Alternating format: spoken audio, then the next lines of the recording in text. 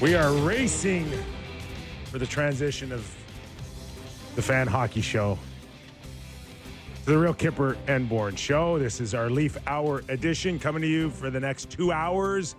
Sam, are you okay over What's there? going on? What is going on? Borny sat in my seat for 1 minute, and there's cords everywhere, and I can't get organized. How did it feel over there? Because you just did a segment with Mike Fuda Yeah. and Matt. And Marchese. Yeah, it's good. It's you're kind of on an island. You feel a little isolated, but otherwise okay. Sam, you feel okay over there? Lonely? Oh, great. Yeah. Did Great. you? I've never known anything else. Did you save anything for us, or did you give them all the good stuff? Buddy, I got it all. It's all holstered up and ready to pull out whenever something happens. Well, wherever you're watching and listening live on Sportsnet 590 The Fan, Sportsnet 360, Sportsnet Plus, we're glad you're aboard. Leaf Hour edition, and then in the National Hour as well, coming up, Dan Murphy, Jason Gregor. We've had, of course, plenty of Oiler talk out there. Dan, of course, will fill us in with the Vancouver Canucks. And in about half an hour, we'll welcome in the president, or I'm sorry, not the president. They don't have one anymore. Right. The general manager of the Toronto Maple Leafs, Brad Treliving. And one last bit of house cleaning here this hour of Real Kipper and Bourne, brought to you by Bet365. All right, go, JB. We got. Well, What do you got? Pick it up from the Fuda conversation. well, we did the conversation yesterday about Mitchell signing in Vegas. Yeah, and he made the trip out there. They had a press conference for him. Did you get to watch some of it? I saw a clip of him at the airport. I guess that's what they do once anybody comes off the plane. Yeah. And they give him balloons, and there's cheerleaders. Got the ladies there, yeah. I can't say I sat there and watched the press conference. I saw a couple of clips come across my Twitter feed, and relatively unremarkable. I'd love to be upset about anything. I'm not overly. Sam, I think, was a little more bothered. Wow. By It's okay. First of all, you know what it does to social media, right? That people are like the split, whatever it is. There's the lovers of Mitch Marner, and then there's the haters, and everybody gets to rip on him if they want. Listen, I've been ripping on him since junior. So I wouldn't say I just did it on the way out. So Mitch Marner. Oh yeah. You didn't rip him when he was a Leaf. Oh, never. No, Are you being just serious? kept quiet. Oh yeah, for sure. But watching the press conference, and I watched the whole thing today. I watched Kelly McCrimmon and Mitch Marner today, which was a bit of a chore, if I'm being fully honest. I get the feeling that like he couldn't get out of here fast enough. That he wanted to get the hell out of here as quickly as he possibly. I don't know. Yeah, and That's now the- you're surprised at that. Or? Yeah, I am. I am Yeah. surprised. I am. think it sounds like people are not surprised, but affected by the idea that he had it in his head for a while, right? Yeah. Four Nations, talking Yeah. to guys there, talking about places in Vegas during the season. I think that's what's irks some folks. I mean, from a fan's perspective, this past year was, and if I do say so myself, may be the best chance the Toronto Maple Leafs ever had to make a long run in this era. And listen, they got, you can talk about their glowing day yesterday that they had in free agency, and, the Matthias Michelli experiment, maybe you can talk about that.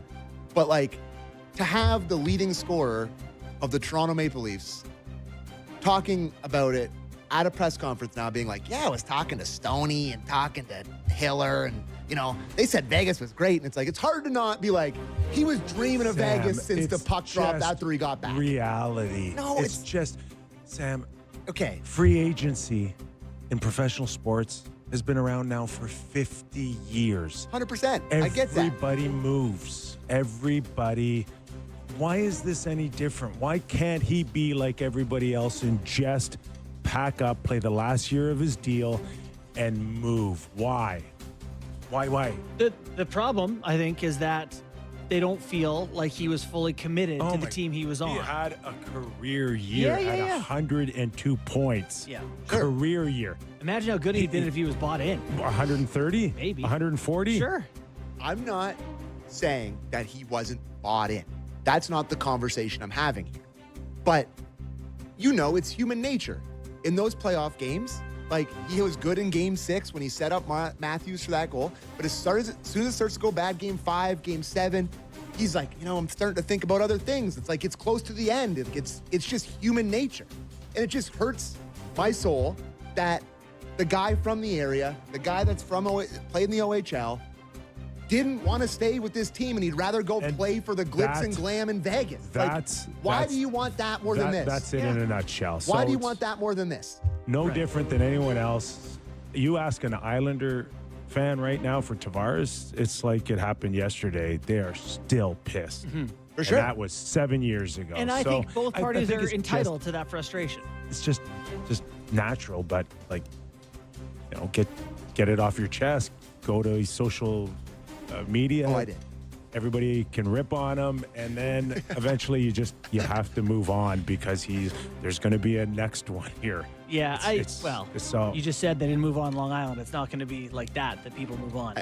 I guess this just kind of confirms what a lot of people were feeling. Yes, which he never wanted to be here. And people did hold out hope that if they somehow had some magic here, they find themselves in a conference final or a Stanley Cup final, he would have changed his mind and everybody could have lived happily ever after, and it didn't happen. Sorry, go ahead. I was just going to say, to put one defense for Mitch Marner here that I think holds some weight is that when you go give your first press conference with your new team, of course, it's about your new team. Yeah, I get it. And it's not about that team. And you want to offer something to that fan base.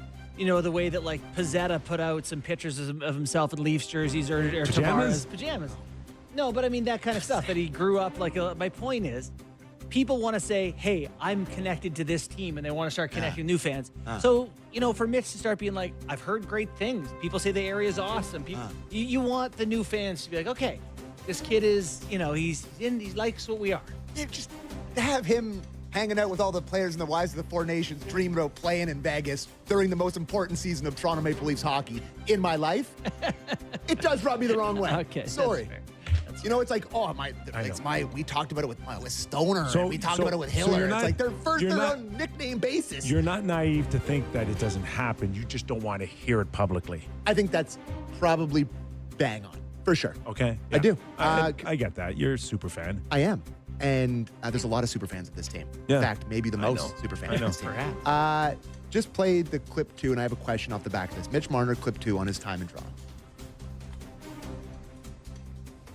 Last year in Toronto or 2 years ago, really kind of, stuff, we didn't win, obviously. We didn't do what we wanted to do. Stuff started kind of going, a little north, a little south. We didn't know what was going to happen. A lot of trade rumors all last summer. Didn't know what was going to happen in that regard either. And, as soon as the year started up, we were ready to commit and play hockey and, see what would happen. But, at the same time, we're willing to take it to the distance and, kind of told Toronto that that was our plan. And,